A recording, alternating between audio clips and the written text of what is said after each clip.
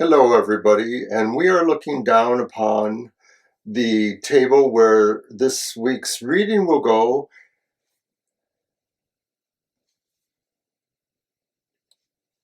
Happy New Year everyone, dark and bright blessings as ever you see fit. Welcome to Goth Tarot, and it's my weekly exploration into the shadow issues of our lives to maybe help us see through them or see what it is that's really bugging us, how we can possibly fix that. So today, in honor of the new year, I have given us another new reading. It's more or less based on a previous one that I liked. But as always, I like to start off with a meditation. And our meditation comes from the Dark Light Oracle. So this is going to be our opening meditation here. Alrighty. Opening meditation and affirmation. And of course, it's a wonderful deck. And of course, when we're dealing with our shadow issues, a lot of times there are profound feelings of isolation or distance from human beings or from other concerns. And so the affirmations at the beginning and the end try to help us resolve any lingering feelings like that. You know, just because we're goth doesn't mean that we're doomed to live alone. We're just trying to be understood and maybe trying to understand as well. All right.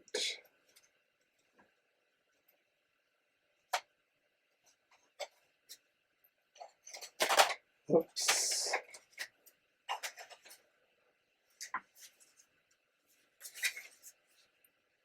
Aha. The threshold. I like that.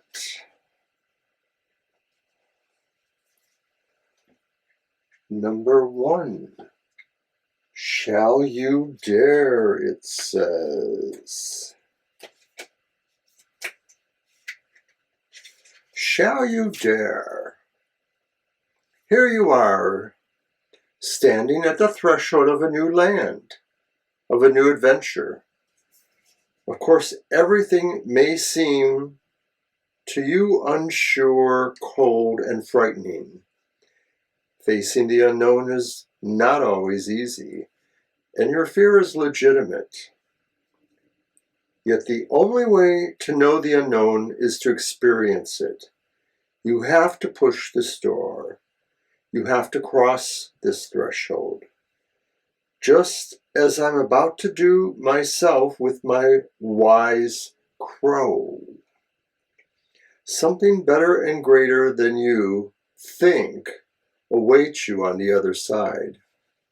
All you have to do is overcome this fear of yours and walk through with confidence and willpower. You're about to discover a whole new territory in which many presents are to be found. But you cannot expect to find them if you just stay put and hesitate.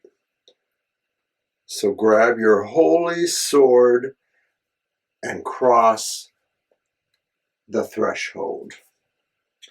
Affirmation. I am ready to plunge into the unknown and to cross that threshold, for I know that a great adventure awaits me on the other side of fear. So once again, I'm going to say, Happy New Year. Let's get going then. We'll remove that card. And as I mentioned, I have a new reading that's more or less the same reading that I have used before. So I like to use multitudes of decks for different ideas. And let the symbology or the impressions I receive from these mostly darker themed decks kind of coax an intuition of sorts out of me. So I'm doing a variation on our venerable Mystic 7 that I have used before. And I've laid it out here. So the first card I'm going to draw, though, is our actual more or less set the tone. We could think of it as a significator, but we'll just say it represents that dark design.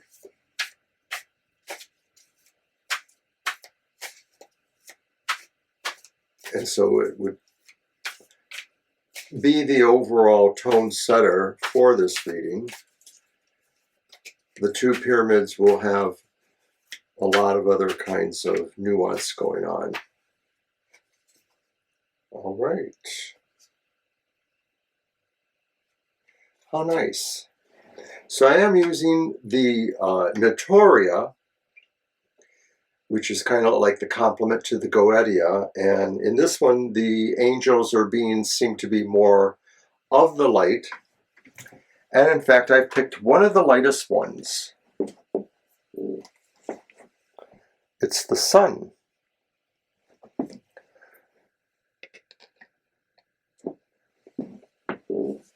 The sun is our overall setter, the setter of the activity or the tone or the dark design. This is a time where maybe a lot of new knowledge or illumination to mysteries or things that have eluded you can take place. So that's what you are operating in, is that backdrop of knowledge and bright light. And maybe it says, you know, fortune for certain relationships. So now we're going to proceed to the top of our pyramid, where we are using the Barbieri Tarot. And this position covers, or is called for me, the dark desires. So this represents perhaps something truly desired that you wish for.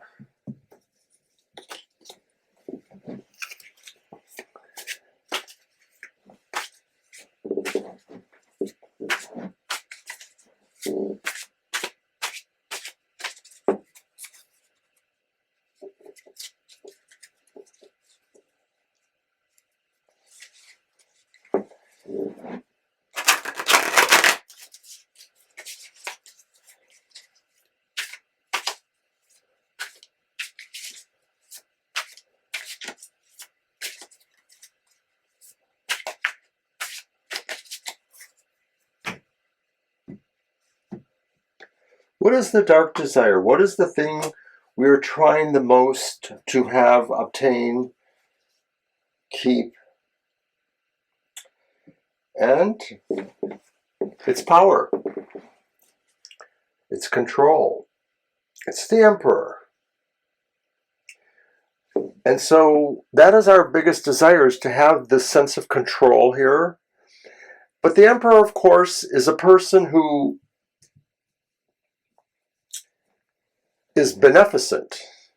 He works within a realm where others are allowed to be in council with him, and together they inform the Emperor to make the wise decisions he needs to make. Your desire is to be able to court such influences in your life, but ultimately to have total responsibility for your domain. All right. So then the next position, moving from here, represents the dark force. This is the physical manifestation of strength, material forces or resources that you are able to bring into the situation. What you contribute that is strong and helps you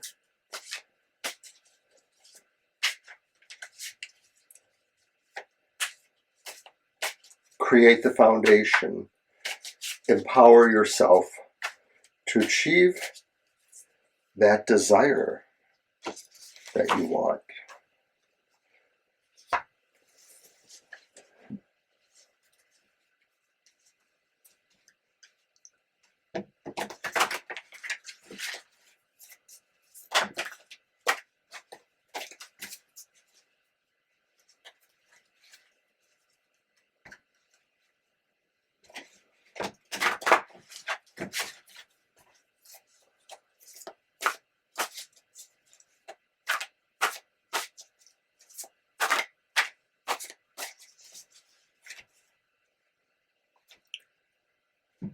What is your dark strength? What is the physical, material kind of assets or resources or actual strengths, powers you have to achieve your dark desire? And it's the Eight of Cups. It's upright.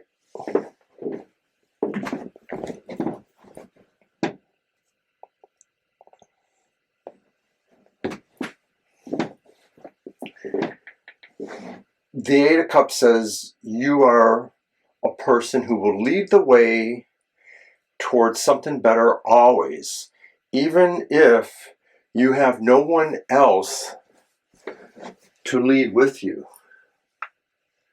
And that could be, of course, that maybe you're on your own, but you have such strength, clarity of vision, you know where you're going. You really do. So then what is the corollary in terms of more abstract kind of things that you can bring to the equation? What can you magically or by power of your will, your other resources that are not so tangible, what are they? I'm using, by the way, that was the Murder of Crows that I used for the last one. This is going to be from the Crows Magick Tarot. These are both decks that I've used quite a bit in Goth Tarot. So the Crows Magick Tarot will show us what is the actual magical forces, willpower, abstract energies, what can you do, who can you pray to, how can you focus yourself in those ways? What is that ability? It's the Six of Swords.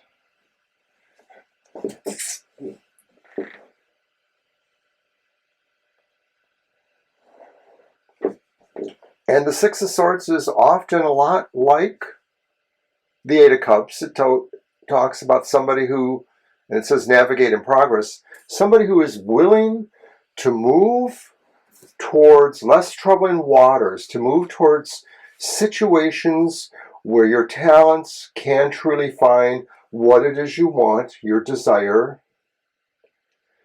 And so it's very balanced with the Eight of Cups because in a way that's the physical material corollary to what this is, the mental corollary. So now, of course, that was our first pyramid. We're going to do the second pyramid, and the second pyramid is the anti-pyramid. It's really about what is against the properties expressed in the first one. So here's what I'm going to do then. I'm going to go to position 4 over here. And this is the Tarot of Opposition. And so this represents directly the idea of what is against your desire. It's the anti-desire. And the Tarot of Oppositions is a unique deck because it seems to have both qualities of a reversed or upright on the one single card. We used it in a previous reading, the Weird Week, and it was very interesting for that. You are literally implored to try to find some liminality between this. But for our purposes today, it may just show us what works mostly against your desire.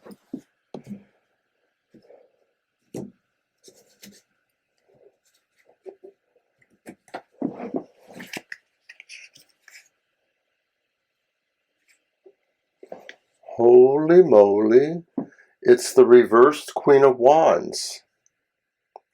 And the reversed Queen of Wands says that perhaps your passion for your desire is so consuming that you may make some rash moves. You may bring destructive forces there. You may really screw it up. I mean, I think that's what it's saying there, is that what opposes your wish mostly, or your desire, is being reckless, being overconfident, not having enough sense of where the limits of bravery and courage should be. So, ooh, that's kind of rough. All right, so our next position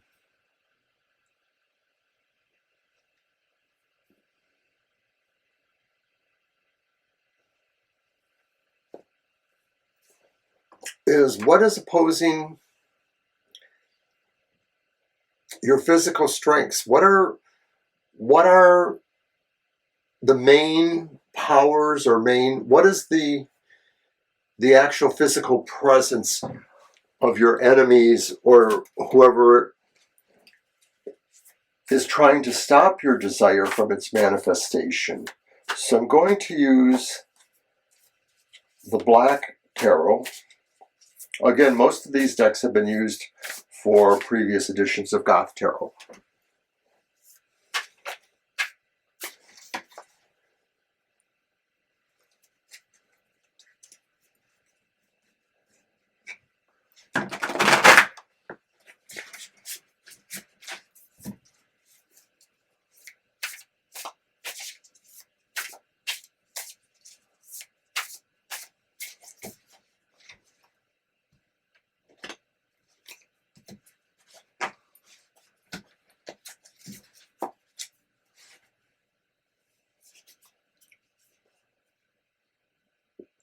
What is the dark threat to your strength?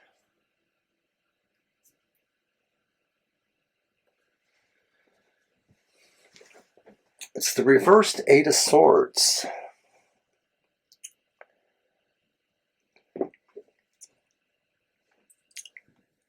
I have to think about this for a moment. It seems like it's another 8, so it's kind of balanced in that respect. But what this could be saying is that you may be the person who can't decide where your energy should go, that you are vacillating between holding yourself back and releasing yourself. And so it's sort of similar in a way to this one, in the sense of the anti-quality there, being overbearing in certain respects. This could be saying it's your inability to know your limitations that bring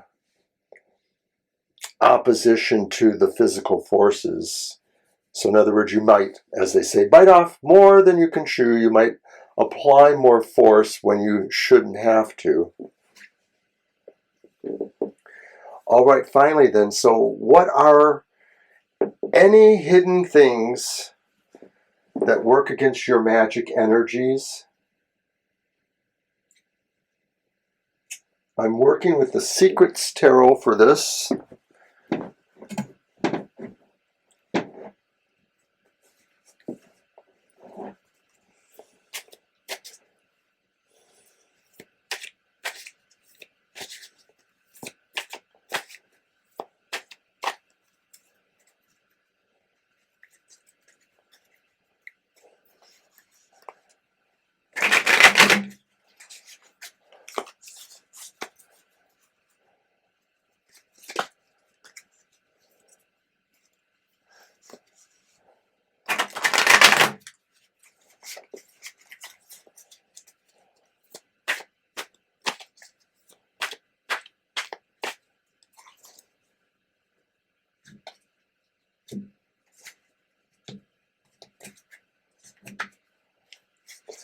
What hidden enemies or forces or situations work against your magic or can possibly disrupt your magic? And it's the Chariot upright. Somebody who desires what you have. Somebody who wants to be the leader. Maybe somebody who is highly motivated. There's a morale and motivation thing going on here with the Chariot. And maybe this is somebody who actually you have trusted enough to give them some of your abilities and some of your power, the ability to move, that is inherent with the Chariot. So that's pretty fascinating. Let's finish this up then. We're going to do our final meditation and maybe comments. And of course, I take that from the Earth and Bone, which I've long used here. See if it can resolve some of all of this, wherever the ambiguity may lie. I think it's an interesting reading because I think it mostly points to the idea that maybe we ourselves are the big obstacles to our progress and our desires.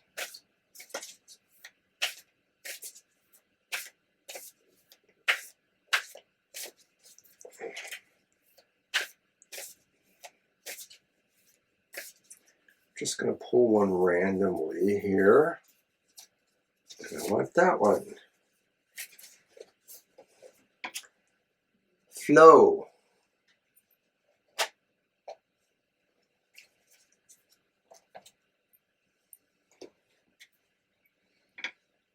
Number 21.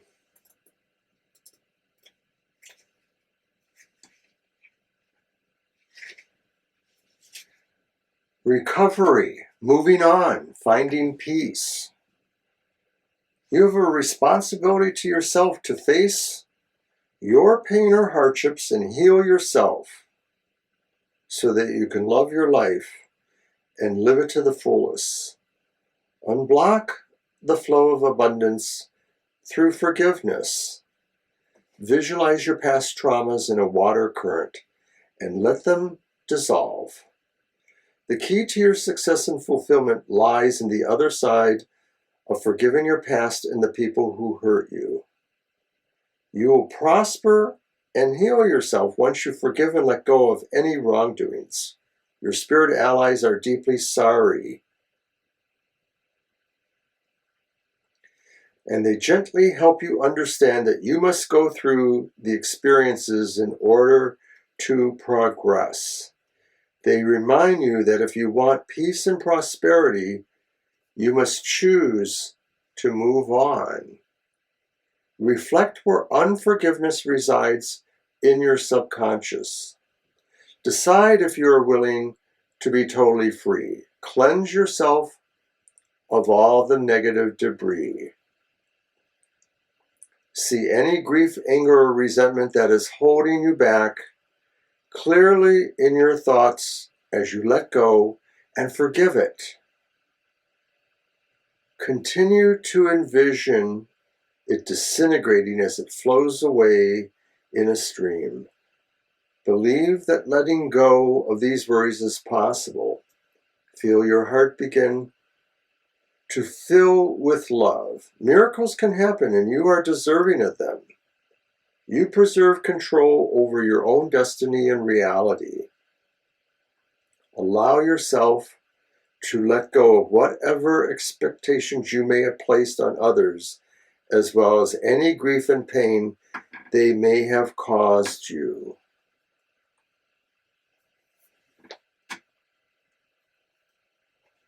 You set yourself free by forgiving others. Affirmation. I forgive myself. I am enough. I let love in. I release the past and my energies that do not serve my greatest good.